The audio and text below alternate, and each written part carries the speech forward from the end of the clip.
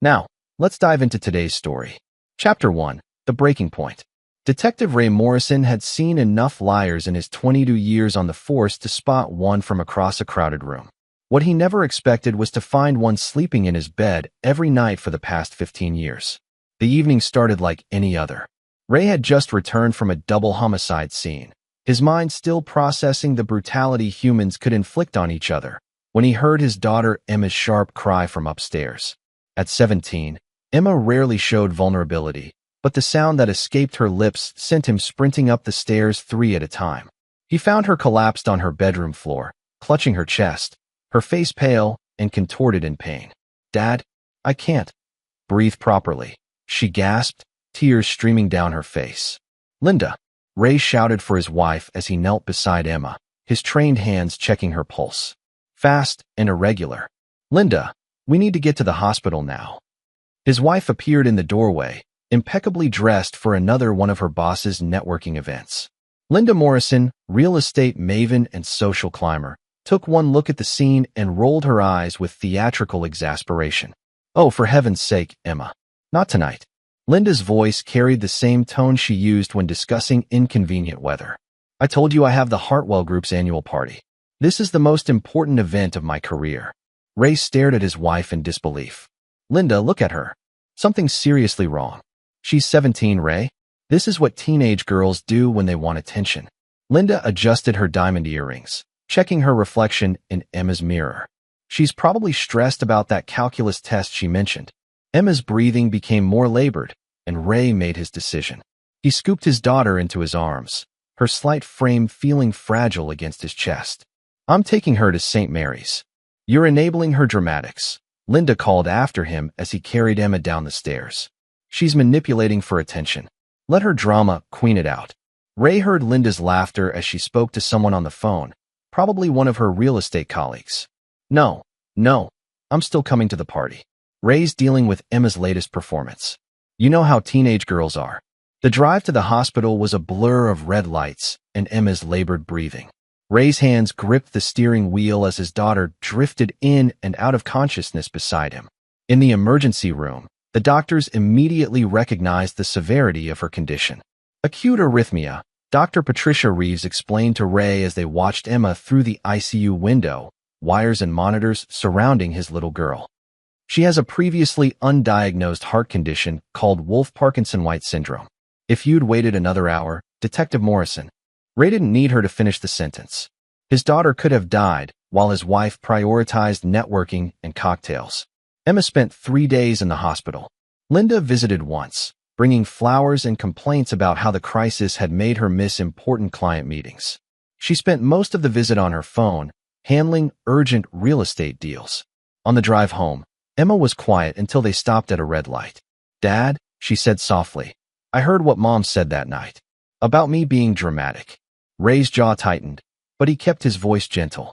"Your mom was scared, sweetheart. Sometimes people say things they don't mean when they're frightened." But Emma shook her head, wise beyond her years. "No, Dad. She meant it. She's always thought I was too much trouble." That night, Ray sat in his study, supposedly reviewing case files, but actually watching his wife through the window as she talked animatedly on the phone in the garden. Even from a distance, he could see her body language, intimate, flirtatious, nothing like the cold distance she maintained with him. His phone buzzed with a text from his partner, Detective Carl Brennan. Anonymous tip came in about that Henderson murder. Witness says they saw a silver BMW leaving the scene. "Isn't that what Linda drives?" Ray stared at the message, his mind connecting dots he'd been unconsciously avoiding. The Henderson case, a prominent businessman found dead in his penthouse apartment. Ray had been the lead detective, and something about the crime scene had bothered him, though he couldn't put his finger on what. His laptop was still open to the case files. He pulled up the timeline and cross-referenced it with his own calendar. The night Paul Henderson died, Linda had claimed to be at a client dinner until midnight. But Ray remembered coming home late that night. Linda's car was already in the garage, cold to the touch. A cold realization settled in his chest, different from the rage he'd felt at the hospital, but far more dangerous. Ray Morrison had built his career on reading people, on understanding their motives and capabilities. He'd been living with a stranger. Chapter 2. The Investigation. Ray Morrison had always prided himself on his methodical approach to investigations. He applied the same systematic thinking to his marriage that had made him one of the department's most successful detectives. The results were more disturbing than any crime scene he'd ever processed. The morning after Emma's return from the hospital, Ray began his careful surveillance. 22 years of police work had taught him patience and precision. He started with Linda's phone records, using his department access to trace patterns that painted a clear picture of deception.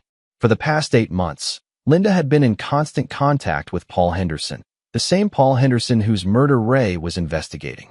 The frequency of their communications increased dramatically in the weeks before Henderson's death, often lasting late into the night. Ray's hands remained steady as he printed the evidence, but inside, something cold and calculating was taking shape. The man who had spent his career seeking justice was about to become something far more dangerous. During his lunch break, Ray drove to Henderson's penthouse building. The doorman, Carlos, recognized him from the investigation. "Detective Morrison, any breaks in the case?"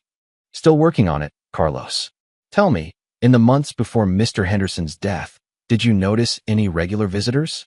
Particularly women?" Carlos nodded thoughtfully. "There was this blonde woman, real classy looking. Came by 2-3 times a week for months. Always used the service elevator, never signed in properly." Ray showed him Linda's driver's license photo on his phone. Carlos's recognition was immediate. "That's her. Last time I saw her was the night Mr. Henderson died. She left around 11:30, seemed real upset. Kept looking over her shoulder." The timeline clicked into place. Linda's client dinner alibi was crumbling, but Ray needed more than circumstantial evidence. He needed to understand the full scope of her betrayal. That evening, Linda announced she was working late again. Ray waited 30 minutes after she left, then used the tracking app he'd discreetly installed on her phone. She wasn't at her office. Instead, she was at the Riverside Towers, an upscale apartment complex across town. Ray parked in the shadows and waited. At 9:47 p.m., Linda emerged from the building with a man Ray recognized from the real estate magazines scattered around their house. Trevor Caldwell, the golden boy of Henderson Properties and Paul Henderson's former business partner. They stood close together in the parking garage, Linda's hand on Caldwell's chest in a gesture of intimate familiarity. Even from a distance, Ray could read their body language. This wasn't a new relationship. They'd been lovers for months, possibly years. Ray followed them to an upscale restaurant where they sat in a secluded corner booth. Using his surveillance training, he positioned himself where he could observe their conversation. Linda was animated, gesturing emphatically, while Caldwell appeared to be calming her down. Ray couldn't hear their words, but he could read lips well enough to catch fragments. "Police asking questions. Too close. Need to be careful." His phone vibrated with a text from Carl, Henderson's business partner. Trevor Caldwell just became person of interest. "Financial irregularities in their company. Thought you should know." Ray typed back, "I'll look into it." But Ray was already far beyond looking into anything through official channels. As he watched his wife of 15 years laugh at another man's jokes, touch his hand across the table, and gaze at him with the warmth she'd stopped showing Ray years ago, something fundamental shifted inside him. Ray Morrison, the detective, was observing and documenting. But Ray Morrison, the betrayed husband, was planning something far more personal. The next morning, Ray found Emma in the kitchen, still pale from her ordeal, but trying to maintain normalcy. She was attempting to make breakfast with shaky hands, her medication making her movements uncertain. "Let me help, sweetheart," Ray said, taking the pan from her hands. "Dad, is everything okay with you and Mom?" Emma's directness caught him off guard. Ray studied his daughter's face, seeing Linda's bone structure, but his own steady gaze reflected back at him. "Why do you ask? She barely came to see me in the hospital. And when she did, she spent the whole time talking about her work or checking her phone." Emma paused, choosing her words carefully. It felt like she was visiting a distant relative, not her daughter. Ray felt the last of his emotional attachments to Linda crystallize into something harder and more purposeful. His wife hadn't just betrayed him. She'd betrayed their daughter during the most vulnerable moment of Emma's life. "Emma," Ray said carefully, "if something were to happen, if your mom and if things changed, you know you'd always be my priority, right?" Emma nodded, a knowing sadness in her eyes that broke Ray's heart. I know, Dad. You're the only one who's ever really cared about me. That afternoon, Ray made a decision that would change everything. He called his lawyer, Marcus Webb, an old friend from his Army days who now practiced family law. Marcus, I need to see you. It's about Linda and Emma. And it's complicated. How complicated? Ray looked at the evidence spread across his desk. Phone records, photographs, timeline correlations, witness statements. The kind that ends marriages and destroys lives. I'll clear my schedule. As Ray prepared to leave for the meeting, he received a call from Carl. Ray, we just got a break in the Henderson case. Security footage from a traffic camera caught a silver BMW leaving Henderson's building at 11:32 p.m. the night he died. We're running the plates now. Ray knew whose name would come back on those plates. And he knew exactly what he was going to do about it. Chapter 3. The Setup. Marcus Webb's law office overlooked the city's financial district, a fitting backdrop for the destruction of Ray's carefully constructed life. Marcus, a bear of a man with prematurely gray hair, had served 2 tours in Afghanistan alongside Ray. He was one of the few people who knew exactly what Ray Morrison was capable of when pushed beyond his limits. Jesus Christ, Ray, Marcus said after reviewing the evidence spread across his mahogany desk. Your wife isn't just cheating. She's potentially involved in a murder investigation. Ray sat perfectly still, his hands folded in his lap. The security footage will confirm Linda's car was at Henderson's building the night he died. Her phone records show hundreds of calls and texts between them. And now she's involved with his business partner, who's about to become a person of interest. This is a prosecutor's wet dream, Marcus said, scanning the phone records again. But Ray, you obtained some of this evidence through questionable means. I'm not looking to prosecute her through the system, Marcus. I want to destroy her completely. Legally, financially, and personally. Marcus had seen that look in Ray's eyes before, during a firefight in Kandahar when their unit was pinned down by enemy combatants. It was the expression of a man who had calculated every possible outcome and chosen the most devastating path forward. What do you want me to do? Ray pulled out a thick folder. I want you to prepare divorce papers. I want sole custody of Emma based on Linda's emotional abandonment and potential criminal involvement. I want the house, my pension intact, and Linda gets nothing. Ray, even with all this evidence, she'll fight it. Caldwell probably has resources. Let me worry about Caldwell. Ray's voice carried a finality that made Marcus shift uncomfortably. Your job is to make everything legal and airtight. My job is to make sure she has nothing left to fight with. Ray left Marcus's office with a detailed plan that would unfold over the next week. But first, he needed to secure Emma's future and well-being. His daughter deserved better than becoming collateral damage in the war he was about to wage. That evening, Ray found Emma in her room, working on homework with the dedicated focus she'd inherited from him. Her heart monitor sat on her nightstand, a reminder of how close he'd come to losing her. How are you feeling, sweetheart? Better. Dr. Reeves says the medication should prevent any more episodes. Emma looked up from her textbook. Dad, I've been thinking about college applications. I know Mom wants me to stay local, but I got a partial scholarship offer from UC Berkeley. Ray sat on the edge of her bed. Berkeley was 3,000 miles away from whatever was about to happen here. Perfect. That's incredible, Emma. Berkeley has an excellent pre-med program. You think I should take it? I think you should grab every opportunity that comes your way, especially ones that take you somewhere you can build your own life. Emma studied her father's face with the same analytical intelligence he'd passed down to her. Dad, something's happening, isn't it? With you and Mom. Ray had always been honest with Emma, within age-appropriate boundaries. She deserved the truth, or at least as much as he could safely share. Your mother and I have grown apart, Emma. Sometimes people change, and sometimes they make choices that can't be undone. Is she having an affair? The directness of the question confirmed what Ray already knew. Emma was more aware of the family dynamics than either parent had realized. Yes, Ray said simply. Emma nodded, unsurprised. I figured. She's been different for months. More distant, more secretive, and she's never really cared about anyone but herself. Emma. No, Dad, it's okay. I stopped expecting anything from Mom a long time ago. The hospital just confirmed what I already knew. When things get serious, she disappears. Ray felt a surge of pride mixed with sadness. His daughter had inherited his ability to see people clearly, but she'd had to learn that lesson through painful experience. I want you to know that whatever happens between your mother and me, it won't affect your college plans. Berkeley, or anywhere else you want to go. The next morning, Ray put the second phase of his plan into motion. He called Carl with specific instructions about the Henderson investigation. Carl, I need you to expedite the BMW analysis. Also, pull Trevor Caldwell's financial records. Henderson's murder might be connected to their business dealings. You think the wife and business partner killed Henderson together? I think people do desperate things when they're cornered, Ray said. And I think Caldwell might be more dangerous than we initially realized. Ray's phone buzzed with a text from Linda. Working late again tonight. Don't wait up. Instead of the usual irritation, Ray felt only cold satisfaction. Linda's predictable patterns were making his job easier. That afternoon, Ray met with a private investigator named Diana Foster, a former FBI agent who specialized in corporate and personal surveillance.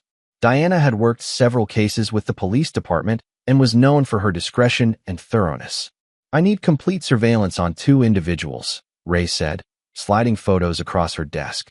Trevor Caldwell and my wife, Linda Morrison.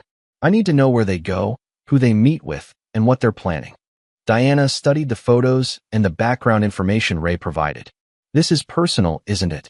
It's justice, Ray replied. The system is too slow and too forgiving. Some betrayals require more immediate consequences. Detective Morrison, are you asking me to help you with something that goes beyond surveillance? Ray met her gaze steadily.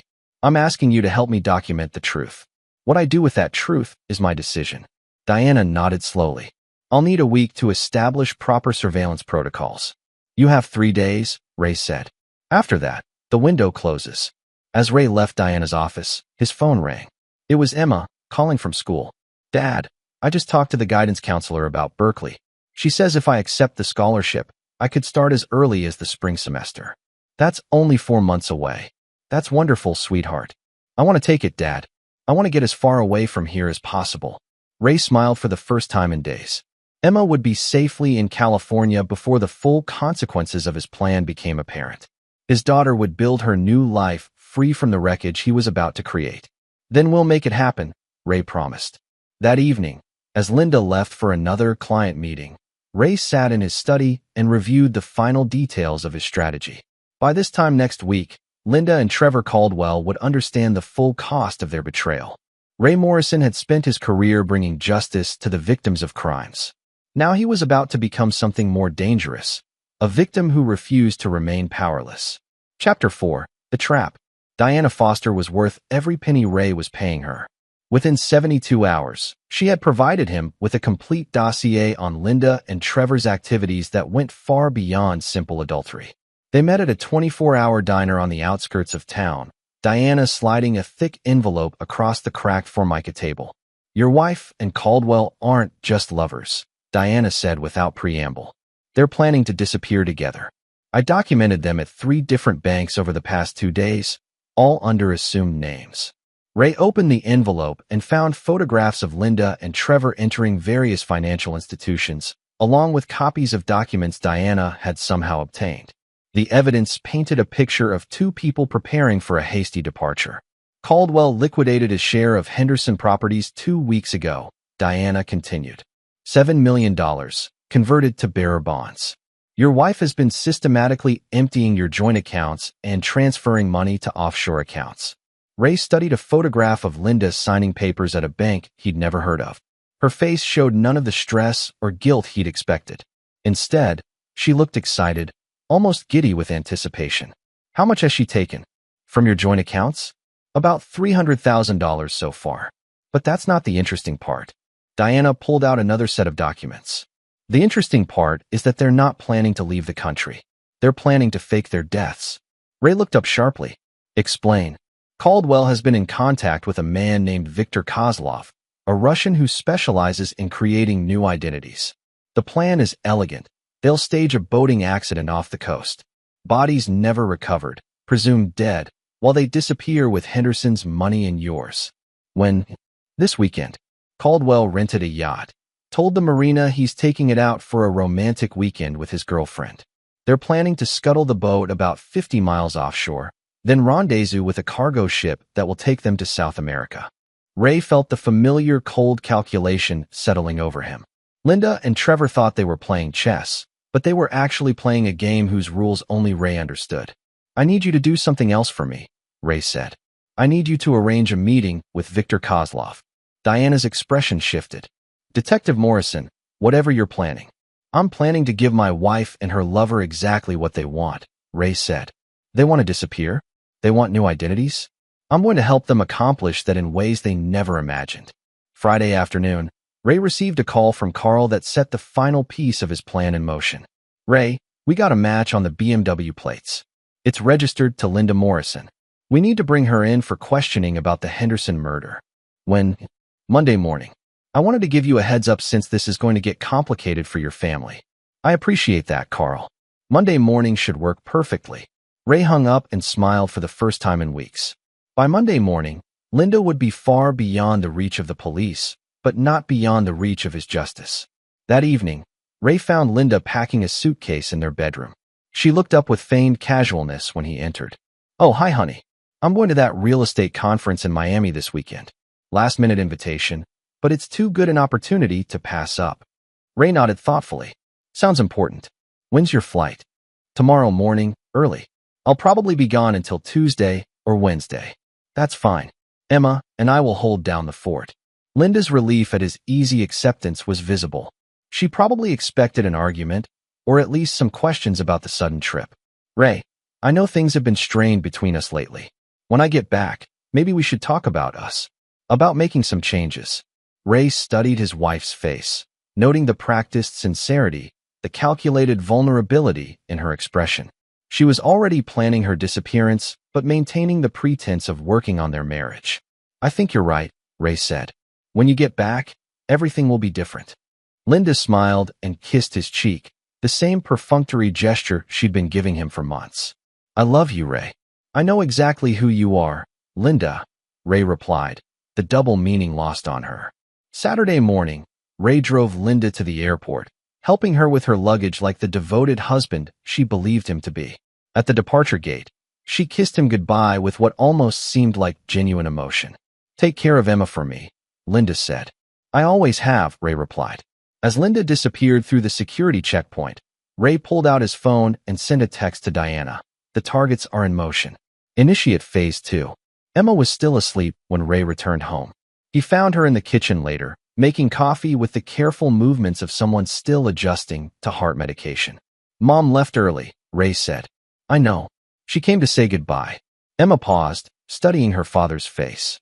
Dad, she seemed different. Almost relieved. Did she say anything else?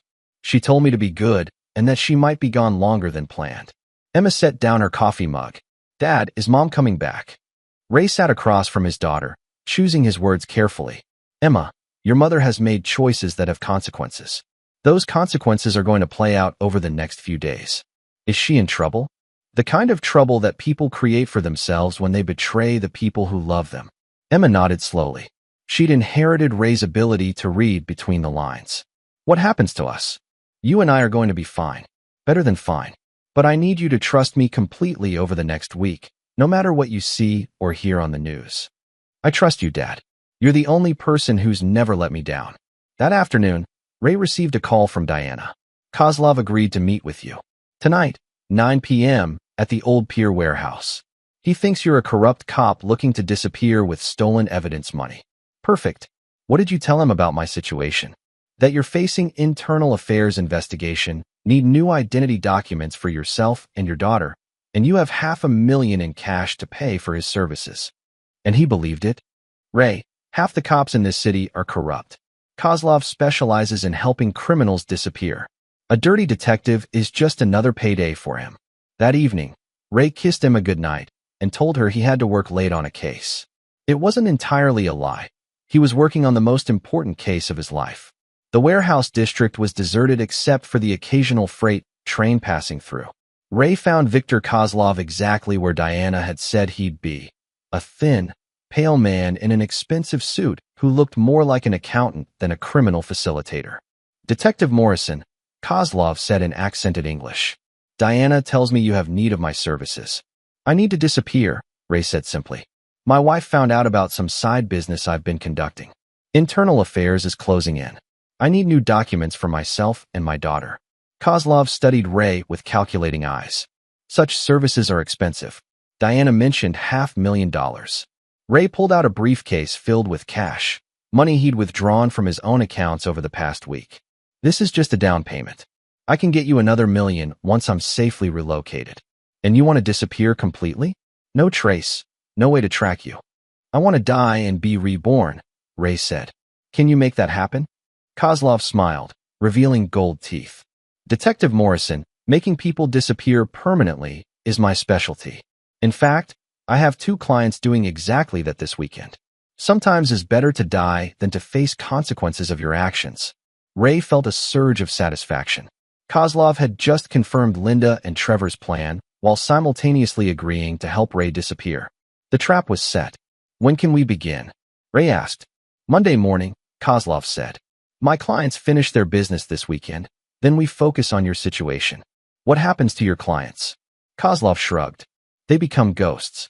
New names, new faces, new lives in country that does not ask questions. Is beautiful thing, really. Complete transformation. Ray nodded thoughtfully. I'm looking forward to my own transformation. As Ray drove home, he called Diana one final time. Everything is in place, she reported. Caldwell's yacht is scheduled to depart at 6 a.m. Sunday morning. The cargo ship will be waiting 50 miles offshore at coordinates Kozlov provided them. And our insurance policy? Coast Guard has been anonymously notified of suspicious activity at those exact coordinates. They'll be monitoring the area starting Sunday afternoon. Ray smiled as he pulled into his driveway. By Sunday evening, Linda and Trevor would discover that disappearing forever was easier said than done, especially when someone who understood the game better than they did was controlling all the pieces. Chapter 5, The Reckoning. Sunday morning arrived gray and cold, with a storm front moving in from the Atlantic. Perfect weather for a tragedy at sea. Ray spent the morning with Emma, making pancakes and helping her with Berkeley application essays. To anyone watching, they appeared to be a father and daughter enjoying a quiet weekend morning while Mom was away on business. At 11:30 a.m., Ray's phone buzzed with a text from Diana. Target's departed marina on schedule. Yacht, second chance, heading southeast toward rendezvous coordinates. Ray typed back, understood. Maintain surveillance until Phase 3 initiates. Emma looked up from her laptop. Dad, is everything okay? You seem focused. Just work stuff, sweetheart. Nothing for you to worry about. But Emma had inherited Ray's intuition along with his analytical mind. This is about Mom, isn't it? About her not really being at a conference in Miami? Ray studied his daughter's face, seeing his own intelligence reflected in her eyes. Emma deserved to understand what was happening, at least in general terms. Your mother made choices that have put her in a very dangerous situation, Ray said carefully. She thought she was being clever, but she was actually being manipulated by people far more dangerous than she realized. Is she going to be okay? Ray considered the question seriously. That depends on decisions she makes over the next few hours. But Emma, whatever happens, you need to know that your mother chose this path. She betrayed our family, and she's about to discover that actions have consequences. At 2:15 p.m., Diana called with an update.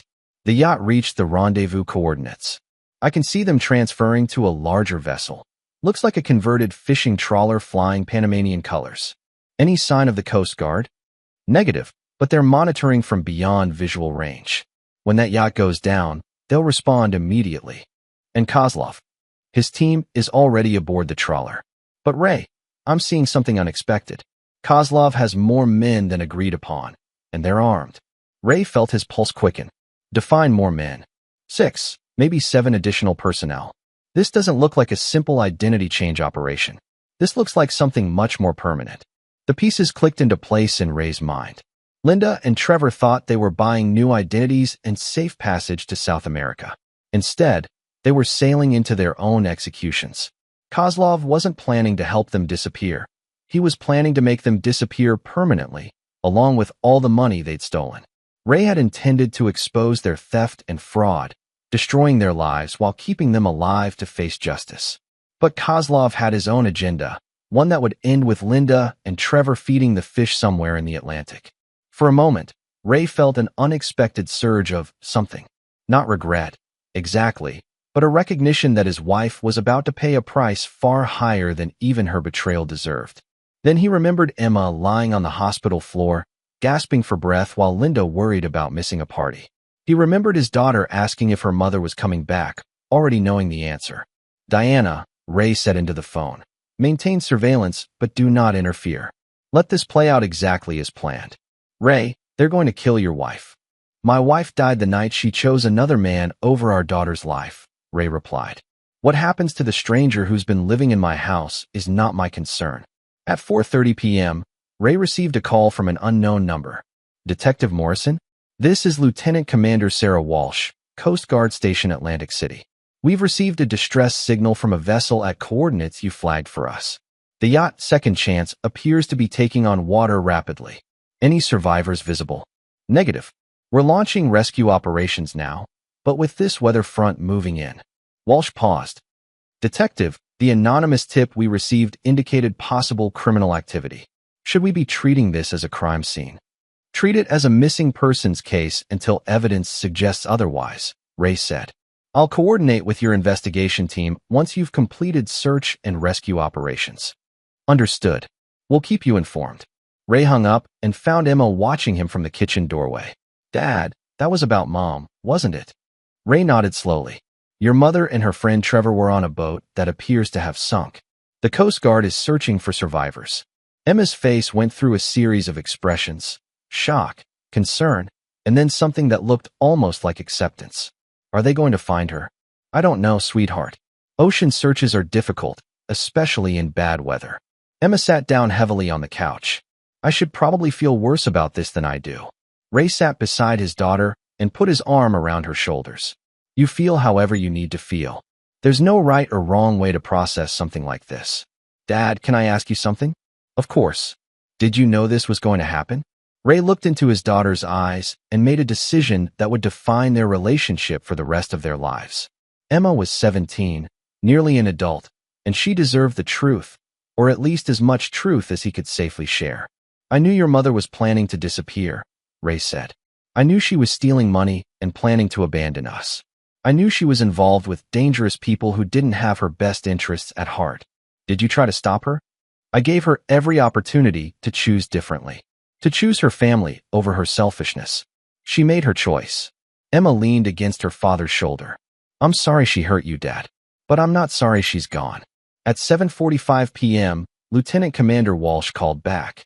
"Detective Morrison, we've recovered debris from the yacht, but no survivors.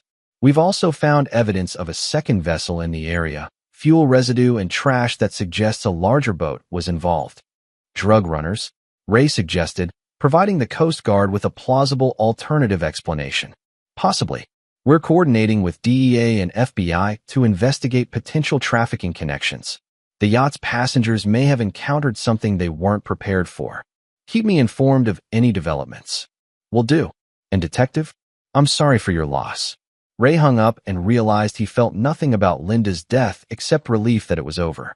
The woman he'd married 15 years ago had died months ago, replaced by a stranger who was willing to sacrifice everything, including her own daughter's life, for money and excitement. Monday morning arrived with news coverage of the mysterious yacht sinking. Ray and Emma watched the reports together over breakfast, both maintaining appropriate expressions of shock and grief for the cameras that occasionally captured them arriving at or leaving their house. Marcus Webb called at 9 a.m. "Ray, I just heard about Linda." "Jesus, I'm sorry." "Thank you, Marcus. Obviously, this changes our legal situation significantly. The divorce proceedings become moot, but the custody and financial issues actually become simpler. As Linda's widower, you inherit everything, including any assets she may have hidden." "What about life insurance?" "She had $1 million policy through her real estate company. Since there's no evidence of suicide or criminal activity on her part, it should pay out without issue." Ray smiled grimly. Linda's theft of their joint accounts would be more than compensated for by her life insurance. Sometimes justice found its own balance. "There is one complication," Marcus continued. "Trevor Caldwell's business partner, Paul Henderson, the one who was murdered. The FBI is investigating connections between Henderson's death, Caldwell's disappearance, and Linda's presence on that yacht." "What kind of connections?" The kind that suggests your wife may have been involved in more than just an affair. Ray, they're going to want to interview you and Emma about Linda's activities in the weeks before her death. Ray had anticipated this. We'll cooperate fully with their investigation. At 2 p.m., FBI Special Agent Catherine Rivera arrived at Ray's house with questions and condolences. She was thorough, professional, and clearly suspicious of the convenient timing of several recent deaths and disappearances. Detective Morrison, did your wife ever mention feeling threatened? Any indication that she was involved in something dangerous? Agent Rivera, my wife and I were having marital problems. She'd been distant and secretive for months. If she was involved in something criminal, she certainly didn't share it with me. And the night Paul Henderson was murdered, where was your wife? She said she was at a client dinner. I was working late myself that night, so I can't confirm her whereabouts. Agent Rivera made notes and asked several more questions before concluding the interview. As she prepared to leave, she paused at the door. Detective Morrison, in your professional opinion, do you believe your wife's death was accidental? Ray met her gaze steadily. Agent Rivera, I think my wife got involved with people and situations that were far more dangerous than she realized. Whether her death was accidental or intentional, it was certainly preventable if she'd made different choices. And you have no idea what those people or situations might have been. I wish I did, Ray lied smoothly. It might help me understand why my daughter has to grow up without a mother. After Agent Rivera left, Emma emerged from her room where she'd been listening to the interview. Dad, are we in trouble? No, sweetheart. We're the victims here. The FBI is just trying to understand what happened to your mother and Trevor. Will they find out about everything? Ray considered the question carefully. Diana had covered their tracks expertly. The surveillance equipment had been removed. The payments to Kozlov had been made through untraceable channels, and Ray's alibi for the weekend was ironclad. They'll find out that your mother was stealing money and having an affair with a man who killed his business partner, Ray said. They'll conclude that Linda and Trevor tried to escape with stolen money and encountered criminals who killed them for it. And that's not what happened. Ray smiled at his daughter's perceptiveness. That's exactly what happened, Emma. The only difference is that I knew it was going to happen and chose not to prevent it. Chapter 6. The Price of Justice. 3 weeks after Linda's death, Ray stood in the Berkeley admissions office with Emma, finalizing her early enrollment for the spring semester. The scholarship, combined with the life insurance money, meant Emma would graduate debt-free with opportunities Ray never could have provided on a detective salary. Dad, are you sure about this? Emma asked as they walked across the campus. I could defer for a year, stay home with you while you adjust. Emma, your life is beginning. Don't put it on hold because mine fell apart. Your life didn't fall apart, Dad. You took control of it. Ray looked at his daughter with a mixture of pride and concern. Emma understood far more about recent events than he'd told her, but she'd chosen to support him rather than judge him. It was both comforting and troubling. Promise me something, Ray said as they sat on a bench overlooking the campus quad. Promise me you'll never let anyone treat you the way your mother treated our family. And promise me you'll never become the kind of person who betrays the people who love them. I promise, Dad. But I learned those lessons from watching you, not from whatever consequences Mom faced. That evening, Ray received an unexpected visitor. Victor Kozlov stood on his doorstep, looking significantly less confident than he had at their warehouse meeting. Detective Morrison, we need to talk. Ray invited him in, curious about what had brought the criminal facilitator to his home. Emma was upstairs packing for Berkeley, giving them privacy for whatever conversation was about to unfold. You played me, Kozlov said without preamble. You knew exactly what would happen to your wife and Caldwell when you arranged our meeting. Did I? Ray asked mildly. As I recall, you were already working with them before we ever met. Yes, but you knew I would eliminate them once they outlived their usefulness. You used me to solve your problem while keeping your own hands clean. Ray studied Kozlov's face, noting the mixture of anger and grudging respect in the man's expression. Victor, my wife and her lover chose to steal money and fake their deaths to escape consequences. You chose to kill them rather than honor your agreement. I simply allowed both of you to make the choices that defined your characters. And what choice did you make? I chose my daughter's future over my wife's life, Ray said simply. I chose justice over mercy. I chose to be the kind of man who protects his family rather than enabling their destroyers. Kozlov nodded slowly. In my country, we would call you Vorvi Zakwan. thief-in-law. Man who lives by code stronger than government laws. I'm not a criminal, Victor. I'm a father and a cop who decided that some betrayals demand permanent consequences. What happens now? You have what you wanted. Wife is gone. Daughter is safe. You have money and freedom. Ray considered the question. Now I go back to being Detective Ray Morrison, solving other people's problems and bringing justice to other victims of crime. And if I decide you're a threat to my operations? Ray's expression hardened, revealing the same cold calculation that had characterized his campaign against Linda and Trevor. Victor, you kill people for money. I kill people for principle. Which one of us do you think is more dangerous? Kozlov stared at Ray for a long moment, then smiled and extended his hand. Detective Morrison, I think we understand each other perfectly. They shook hands like civilized men discussing the weather, both acknowledging the mutual respect that existed between predators who operated by different codes but understood power equally well. After Kozlov left, Ray found Emma sitting on the stairs, having obviously overheard the conversation. Dad, who was that man? Someone who helped your mother disappear permanently, Ray said. Someone who won't be a problem for us. Are there going to be other people who might be problems? Ray sat beside his daughter on the stairs. Emma, when you choose to destroy people who threaten your family, you accept that other dangerous people might take notice. But those people also understand strength and respect it. So we're safe. We're safer than we were when your mother was alive and creating chaos in our lives, Ray said. But Emma, you need to understand something important. What I did to your mother, that was justice for our family. But it was also a choice that changed me permanently. I'm not the same man I was a month ago. Emma leaned against her father's shoulder.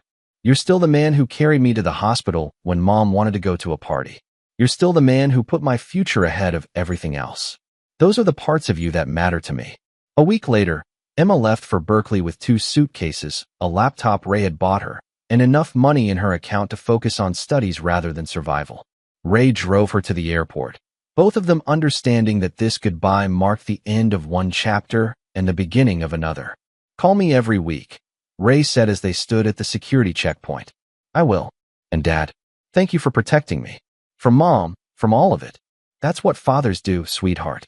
We eliminate threats to our children's futures. Emma hugged him tightly.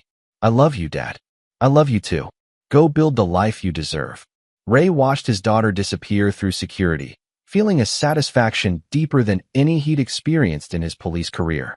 Emma would become a doctor, help people, build a family of her own someday.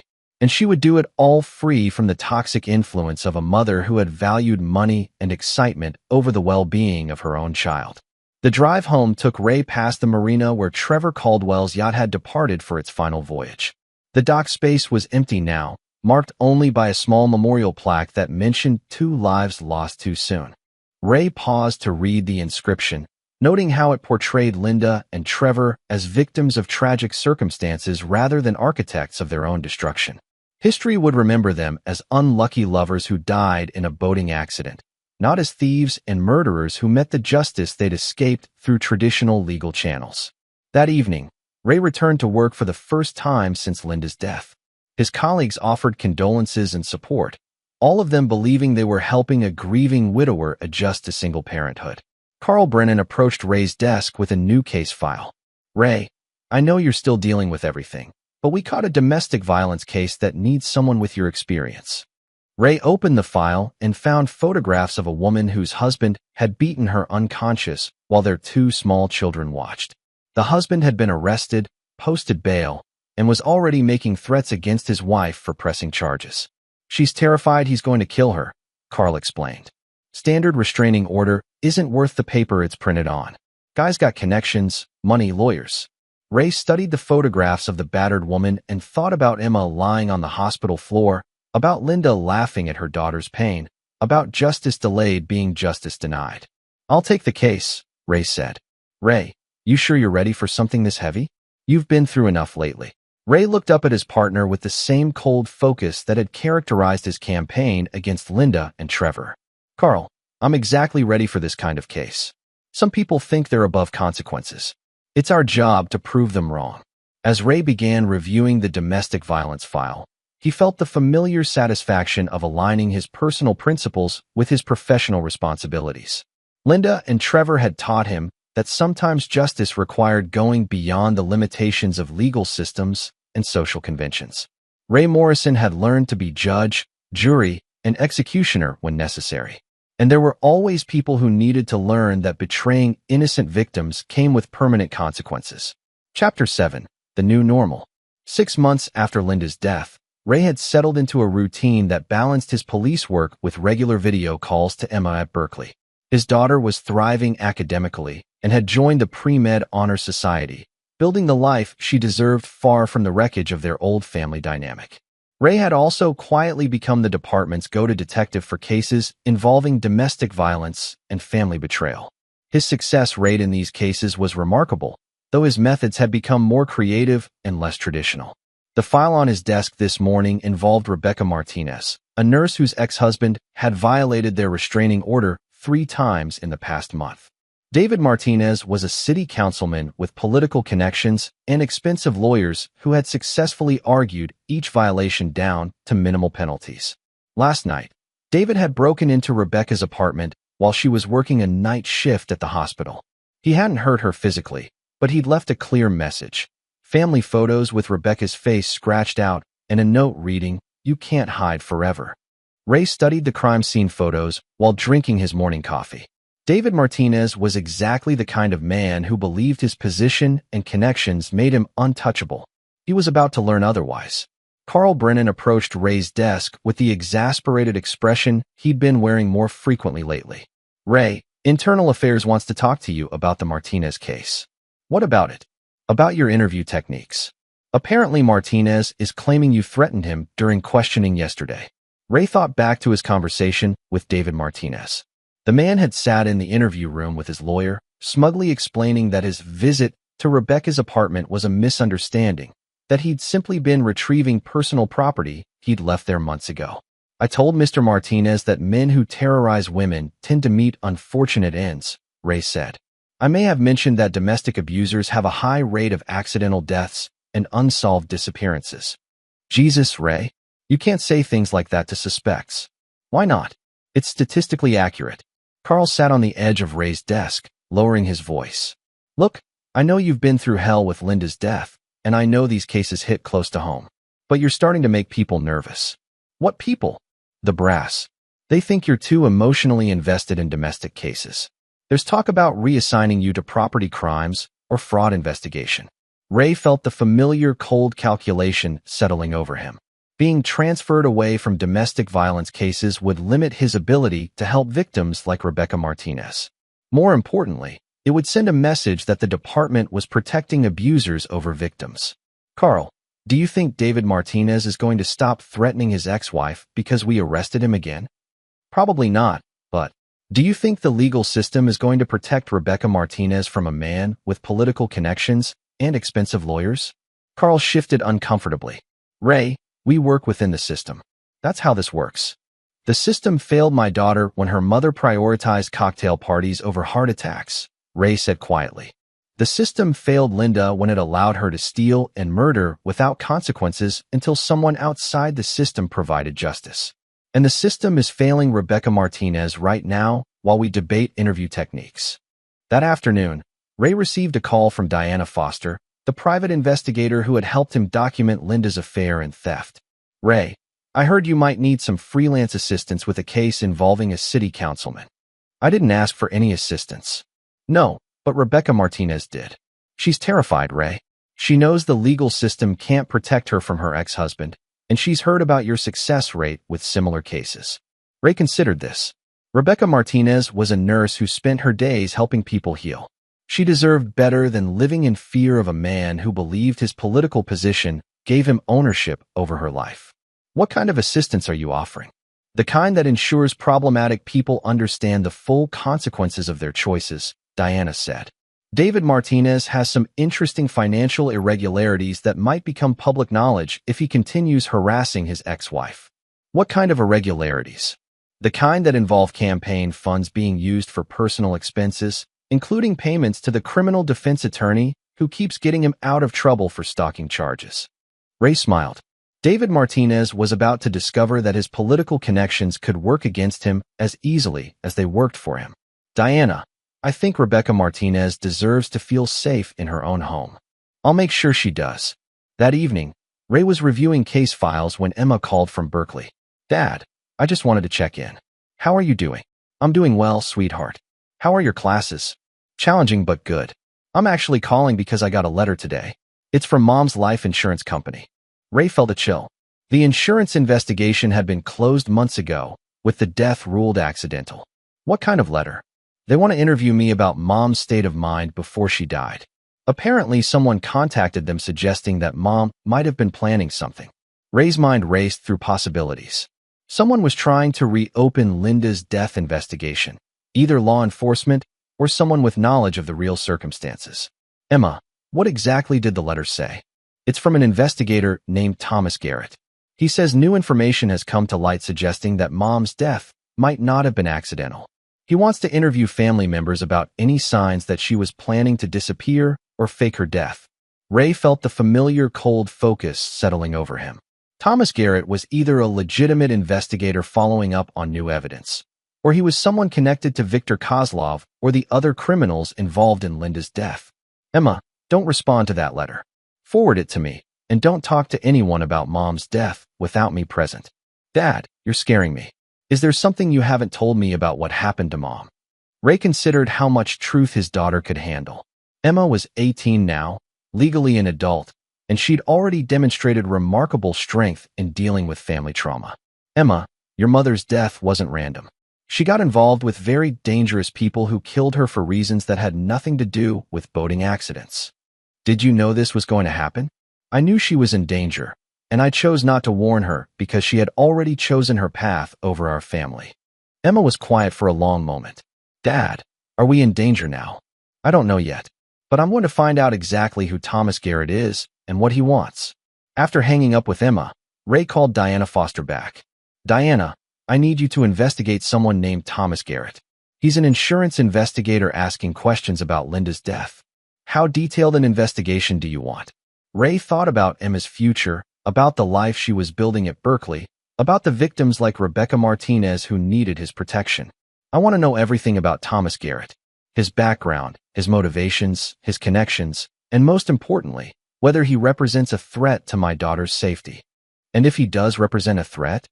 Ray looked at the case files on his desk, at the photographs of battered women and terrorized children, at the evidence of crimes that would go unpunished through traditional legal channels. Then Thomas Garrett is going to learn the same lesson my wife learned, Ray said. Some people are too dangerous to leave alive. Chapter 8, The Final Test. Thomas Garrett turned out to be more dangerous than Ray had initially suspected, but not in the way he'd expected. Diana's investigation revealed that Garrett was a former FBI agent turned private investigator who specialized in insurance fraud cases. He was legitimate, thorough, and had developed suspicions about Linda's death based on inconsistencies in the timeline and witness statements. More troubling, Garrett had been hired not by the insurance company, but by someone calling themselves a concerned citizen who had provided him with detailed information about Linda's affair, her theft of family funds, and her presence at Paul Henderson's apartment building the night of his murder. Someone with intimate knowledge of Linda's activities was trying to expose the truth about her death, and they had enough information to potentially implicate Ray in her disappearance. Ray sat in his kitchen reading Diana's report while planning his response. Whoever had hired Garrett knew too much to be dismissed as a random threat. This was someone who had been watching the entire situation unfold, someone who understood the connections between Henderson's murder, Linda's affair, and the subsequent events. His phone buzzed with a text from an unknown number. Detective Morrison, we should meet. I have information about your wife's real killer. Tonight, 9 p.m., Riverside Park. Come alone. Ray stared at the message, his mind calculating possibilities. This could be the person who hired Garrett, or it could be someone else entirely. Either way, they were claiming knowledge that could destroy the carefully constructed narrative surrounding Linda's death. Ray texted back, "Who is this?" The response came immediately. Someone who knows you're not the only one with blood on their hands. At 8:45 p.m., Ray arrived at Riverside Park armed and alert. The park was mostly deserted except for the occasional jogger and dog walker. He found the specified meeting spot, a bench near the old gazebo, and waited. At exactly 9 p.m., A woman approached from the shadows. Ray recognized her immediately, though it took a moment for his mind to process the impossibility of what he was seeing. "Hello, Ray," Linda said as she sat down beside him.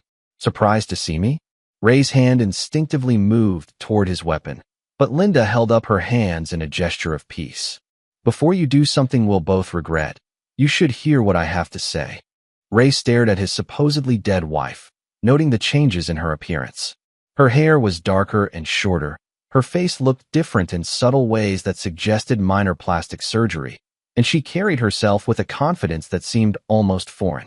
"You're supposed to be dead," Ray said flatly. "I am dead, officially. Linda Morrison died in a boating accident 6 months ago. The woman sitting next to you is Isabella Santos, a citizen of Brazil with no connection to your former life." "How?"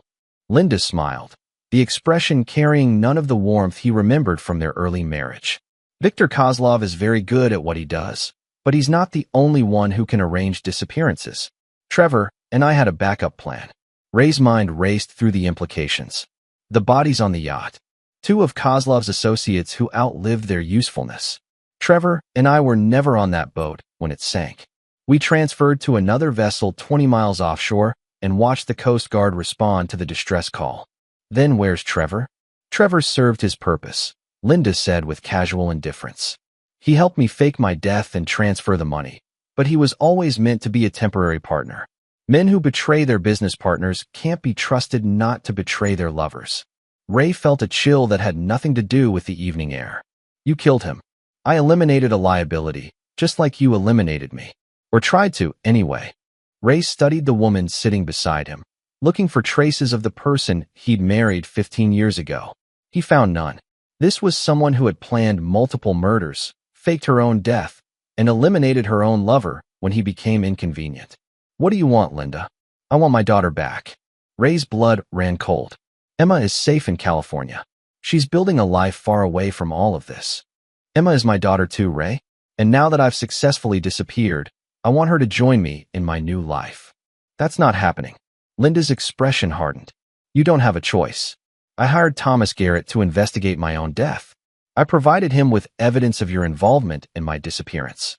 If anything happens to me, if I don't check in with him every 48 hours, he goes to the FBI with everything." Ray felt the familiar cold calculation settling over him, but this time it was accompanied by something else, fear. Not for himself, but for Emma. "What evidence?" "Security footage of you meeting with Viktor Kozlov. Financial records showing payments from your accounts to Diana Foster for surveillance equipment and services. Phone records documenting your coordination with the Coast Guard on the day of my supposed death." Ray realized he'd been outplayed by someone who understood him better than he'd understood her. Linda had anticipated his moves and prepared countermeasures. "Even if you have evidence, proving I was involved in your murder becomes difficult when you're alive to testify." "But I'm not Linda Morrison anymore, remember?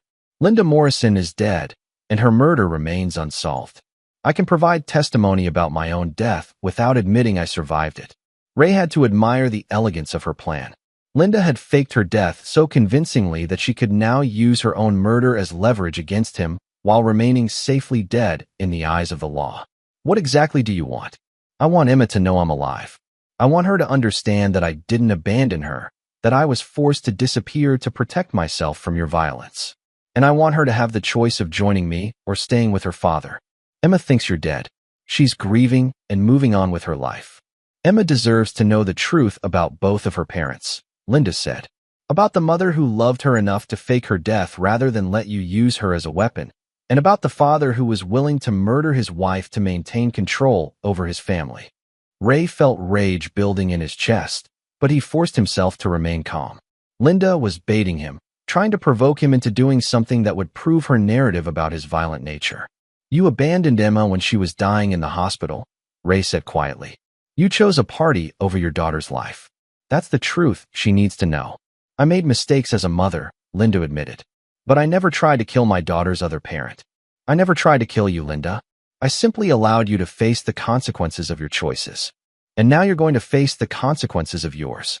Linda stood up, adjusting her jacket with the same casual elegance she'd always possessed. "You have 48 hours to decide, Ray. Either you help me reunite with Emma, or Thomas Garrett destroys your life and career. And if I refuse? Then Emma learns that her father is a murderer, and I get my daughter back by default when you're spending the rest of your life in prison.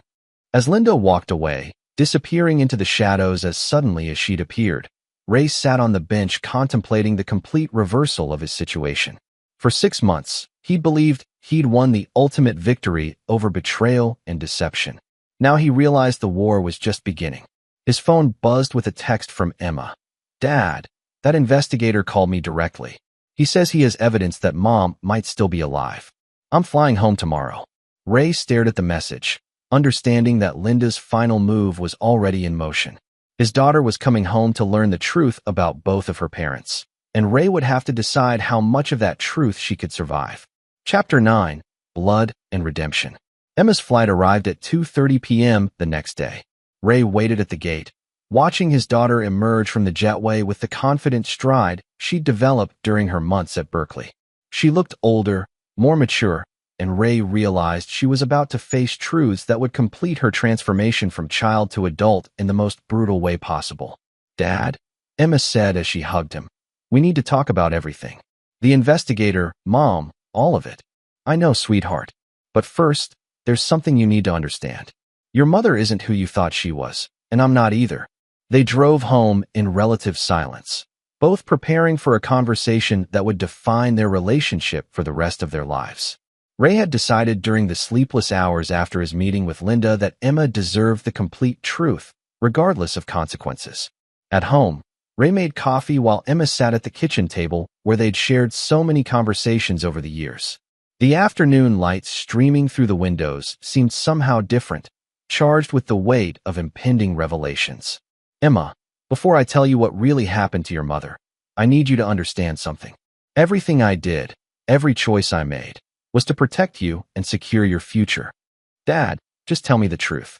Is Mom alive?" Ray sat across from his daughter and looked into eyes that carried his own intelligence and determination. "Yes, your mother is alive." Emma's face went through a series of expressions: relief, confusion, anger, and finally resignation. "She faked her death." "Yes. And you knew about it." "I knew she was planning to disappear. I knew she was stealing money and planning to abandon us.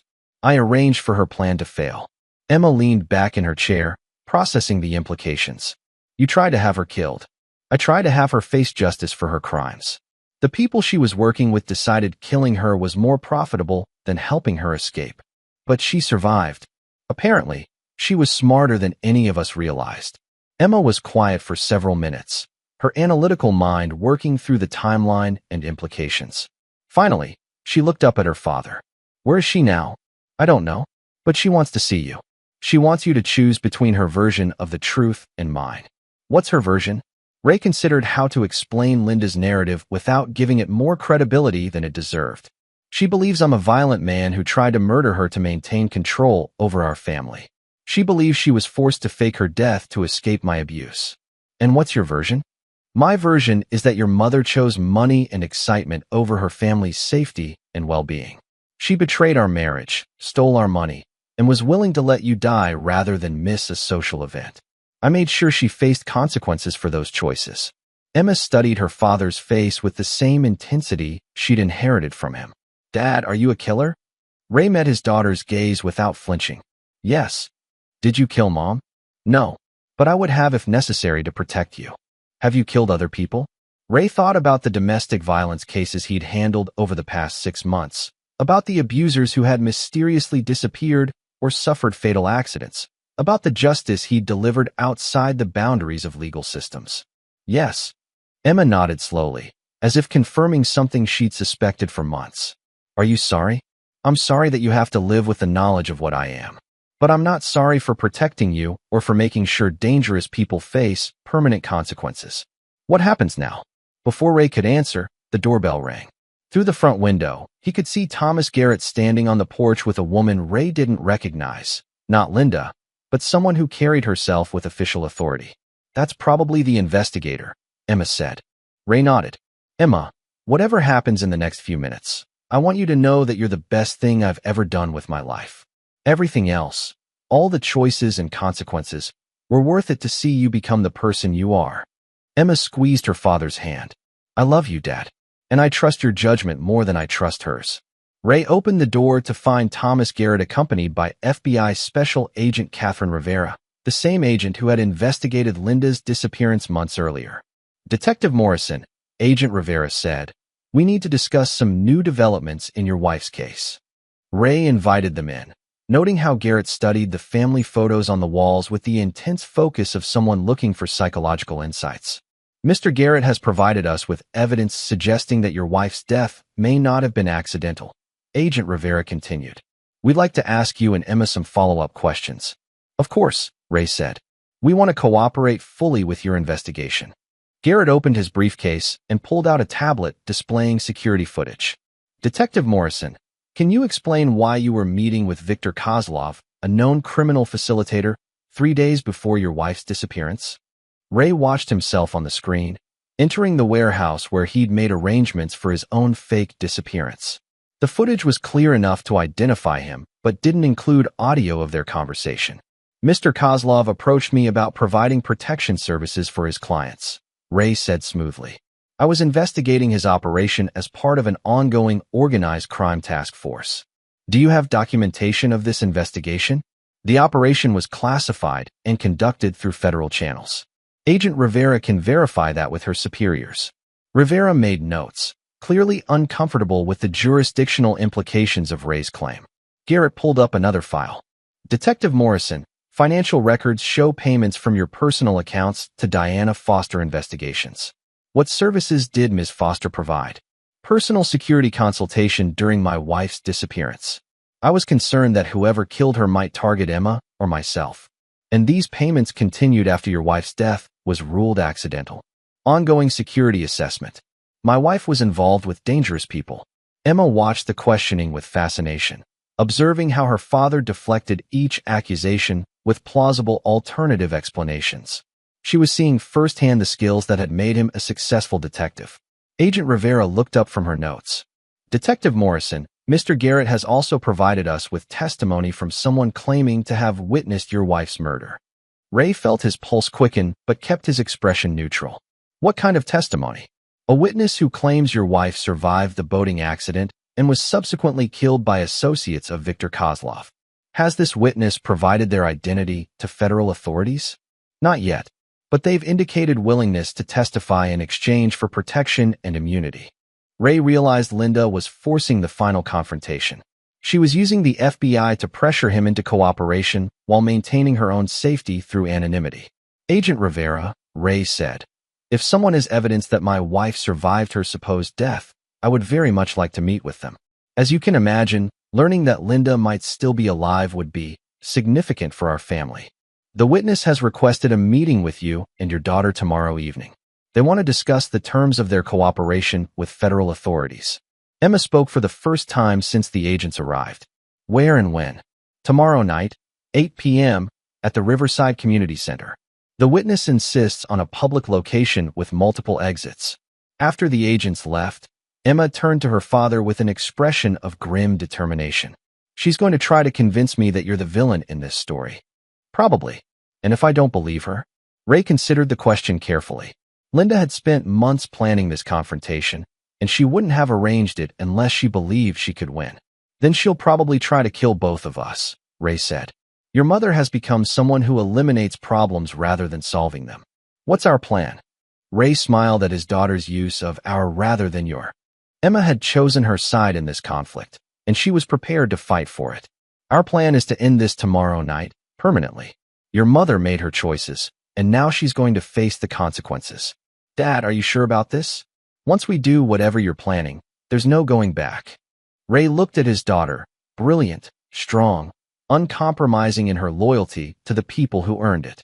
Emma had inherited the best parts of both parents, but had developed the wisdom to choose justice over convenience. Emma, some people are too dangerous to leave alive. Your mother proved that when she chose money over your life, and she's proving it again by threatening your future. Tomorrow night, we're going to solve this problem permanently. As father and daughter began planning for their final confrontation with Linda Morrison, Ray felt a sense of completion. He had raised Emma to be strong enough to face ugly truths and make hard choices. Tomorrow night, She would prove she had learned those lessons well. The woman who had abandoned her daughter in a hospital would finally face the consequences of betraying the two people who had loved her most. And Ray Morrison would complete his transformation from protector to executioner, ensuring that his daughter's future remained secure regardless of the cost to his own soul. Justice, Ray had learned, sometimes required blood. And tomorrow night, he intended to collect every debt Linda Morrison owed. The end. Epilogue. 6 months later, Emma Morrison graduated summa cum laude from Berkeley with early admission to medical school. The local newspapers covered her achievement, noting how the young woman had overcome family tragedy to excel academically. Detective Ray Morrison was promoted to lieutenant and became the department's most successful investigator of violent crimes. His clearance rate was unmatched, though his methods remained unconventional. Linda Morrison remained officially dead, her case closed with the conclusion that she had been killed by unknown criminals during a boating accident. The FBI investigation was terminated when their key witness disappeared without providing testimony. Thomas Garrett retired from private investigation and moved to Florida, where he spent his remaining years fishing and avoiding questions about his most famous unsolved case. Neither Ray nor Emma ever spoke publicly about the events at Riverside Community Center on that final evening. Some secrets, they learned, were meant to be buried with the people who created the need for them. Emma kept her mother's photograph in her dormitory room, not out of love, but as a reminder of what she would never become. Ray kept his service weapon clean and ready, knowing that some threats required permanent solutions. They had chosen each other over everything else, and they had won. The price of that victory was a secret they would carry together for the rest of their lives, bound by blood and the understanding that family protects family, regardless of the cost to everyone else. Ray Morrison had learned to be judge, jury, and executioner. Emma Morrison had learned to be his daughter in every way that mattered. And the world was safer for both lessons.